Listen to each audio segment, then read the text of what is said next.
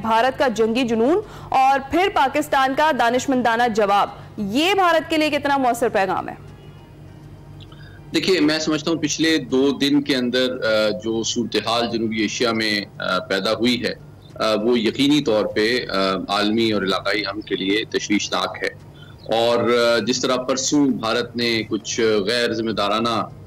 ऐलानात किए, तो यूँ लगता है कि हर डोमेन में एक बहुत कम्प्रिहेंसिव, टाइमली और इफेक्टिव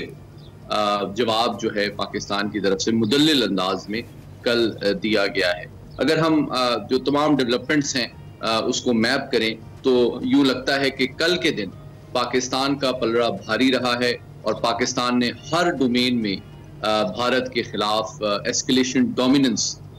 यानी कि एक तस्वीराती बर्तरी अचीव कर ली है और जो उनकी गलतफहमियां थी उनको काफ़ी हद तक दूर कर दिया है। अगर हम चारों डोमेन्स की बात करें तो डिप्लोमेटिक सतह पे जिस तरह आपने भी बताया कि पाकिस्तान ने तमाम जो अहम ममालिक के सुफरा हैं उनको एतमाद में कर लिया है, उनको ब्रीफ किया गया है, भारत की हकीकत भी बताई गई है और ये भी बताया गया है कि पाकिस्तान अपने कौमी सलामती के लिए हर जो ऑप्शन है उसको महफूज रखता है। और अगर हर पाकिस्तानी की जिंदगी का जो दारोमदार है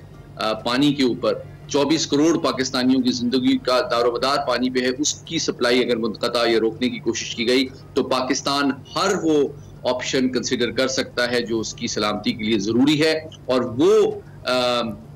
मुकाम, बेस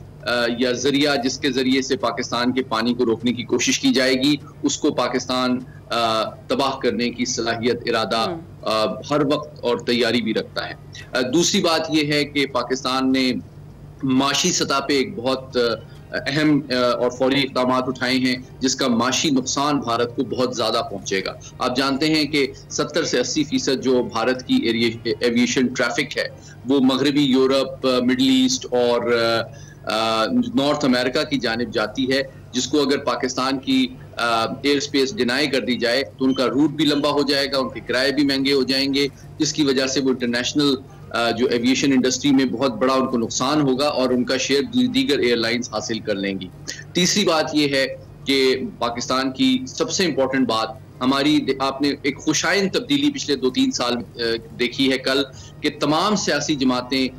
सीना मिला के, कंधे से कंधा मिला के पाक फौज और हमारी क़यादत के साथ खड़ी हो गई है। चाहे वो पानी का मामला हो, चाहे नहरी मामलात हों, चाहे पीटीआई के सियासी इख्तलाफात हों, तमाम जमातों की जानिब से यकजान होके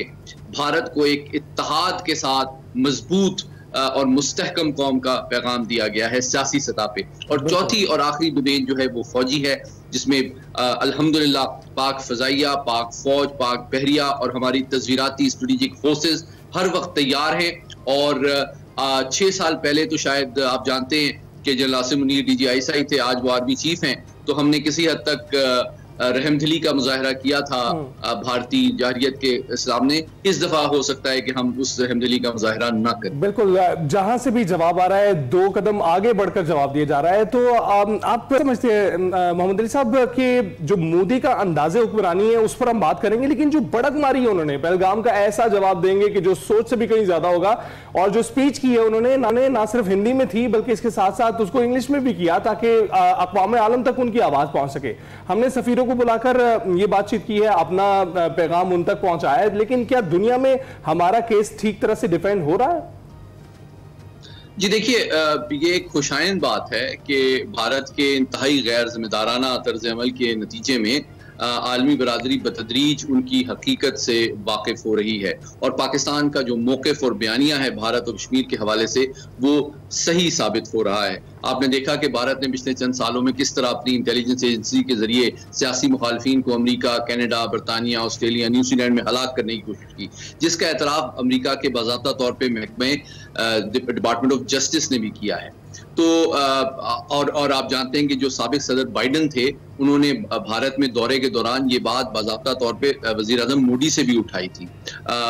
जो कैनेडियन वज़ीर आज़म हैं वो भी ये बात कर चुके हैं। हाल ही में आप जानते हैं कि अमेरिका और भारत के दरमियान एक माशी तनाव भी मौजूद है। तो इन तमाम चीज़ों के सामने रखते हुए जो भारत की हकीकत है अब बतदरीज वो दुनिया के सामने आ रही है और दुनिया के जो उसके हलीफ और अहम इत्तेहादी भी हैं वो थोड़ा सा तशवीश की निगाह से भारत को देख रहे हैं। लेकिन ये जरूरी है कि हमारे सुफरा जो हैं पूरी दुनिया में भारत की फॉल्स फ्लैग ऑपरेशन की तवील तारीख, दहशतगर्दी की पुष्टपनाही और एक निहायत अग्रेसिव और गैर जिम्मेदाराना तस्वीराती तर्ज अमल को पूरी दुनिया की आलमी ताकतों, लीडर्स के सामने रखें ताकि दुनिया बेहतर अंदाज में इससे वाकिफ हो सके। बिल्कुल सही। और मोहम्मद अली साहब, जिस तरह से ये भी अली ने भी जिक्र किया कि मोदी की जानिब से जो कहा गया है या उनका मीडिया जो मुसलसल चला रहा है, कह रहा है हमारी तभी हमारे नायब वज़ीर आज़म ने भी और हमारे जिस तरह से कौमी सलामती का इजलास हुआ उसके बाद भी एक स्ट्रॉन्ग मैसेज यही गया, ख्वाजा आसिफ ने भी बारहा यही कहा कि अगर तो किसी किस्म की मुहिम जोई करने की कोशिश की गई तो फिर उसका जवाब जो है वो पहले से बुरी तरह से दिया जाएगा। अभी आपने भी इसका जिक्र किया। तो ऐसी सूरत हाल में क्या आपको लगता है कि भारत एक बार फिर कोई इस तरह की हमाकत कर सकता है? देखिए, मैं उम्मीद करता हूं कि भारत होश के नाखून लेगा, लेकिन यूं लगता है कि परसों सुबह जब अजीत डोभाल और जयशंकर ने ब्रीफ किया वजीर आजम मोदी को, तो यूं लगता है कि उन्होंने आलमी जो इन्वायरमेंट है उसको भी मिसरीड किया है और अपनी पावर को भी ओवर एस्टिमेट किया है और पाकिस्तान के रिजॉल्व और कैपेसिटी को भी अंडर एस्टिमेट किया है। और ये तस्वीराती एतबार से बहुत बड़ी एक स्ट्रेटेजिक मिसकैलकुलेशन है। और अभी जो ताज़ा तरीन इतलात हैं उसके मुताबिक भारत ने कुछ ऐसे मूवमेंट्स की हैं जिस पे हम बहुत कड़ी नज़र रखे हुए हैं। कल की इतलात के मुताबिक उनका जो बहरी बेड़ा है एयरक्राफ्ट कैरियर वो पोर्ट छोड़ चुका है और आज जो है भारत के आर्मी चीफ मकबूजा कश्मीर का भी दौरा कर रहे हैं। लेकिन मैं ये बताना चाहता हूँ आलमी बरादरी को भी और पाकिस्तान की कौम को भी कि पाकिस्तान फौज का हर सिपाही और हर अफसर जो है वो मुकम्मल तौर पे तैयार है। उसको पाकिस्तान के हर सियासी कुव्वत और हर मकतब फिक्र और हर पाकिस्तानी की मुकम्मल सपोर्ट हासिल है और पाकिस्तान की कौम और फौज एक सीसा पिलाई दीवार की तरह खड़ी है। और इस दफा अगर भारत ने कोई गलत फहमी के तहत कोई जाहरियाना इक़दाम उठाने की गलती की तो उसका बहुत सख्त और दंदान शिकन जवाब दिया जाएगा। इस दफा उसको तकलीफ भी ज्यादा होगी और उसको शर्मिंदगी भी ज्यादा उठानी पड़ेगी। दुरुस्त, बिल्कुल ऐसा ही है। मोहम्मद अली साहब, इससे पहले भी हमने देखा है कि मोदी हुकूमत जब भी आती है ऐसा कोई बड़ा वाकया पेश आ जाता है जबकि पूरी तरह से इक़्तिदार में है मोदी की इंतजामिया, मोदी खुद इस वक्त भारत पर और कई अदवार से वो चल रहा है, मुसलसल चल रहा है। तो ऐसे वाकयात का होना किस चीज की निशानदेही करता है? क्या ये कंट्रोल की कमी है, क्या इनकी एजेंसीज की नाकामी है, या फिर ये ऐसा फॉल्स फ्लैग ऑपरेशन करके कुछ जवाब बनाते हैं जिससे मुआहिदों को फिर मुअत्तल किया जाए? जिससे हमने पहले भी देखा 370 आर्टिकल 370 की बात मैं कर रहा हूं, जिसकी वजह से ऐसे वाकयात अब वहां पर हो रहे हैं। ऑपोजिशन के लीडरान भी ये कह रहे हैं कि आप जब माइनॉरिटीज को दबाएंगे तो ऐसे वाकयात होंगे। देखिए, इसके 3-4 पहलू हैं। पहले आलमी सतह पे यकीनी तौर पे भारत को इस वक्त सुब्की का सामना है।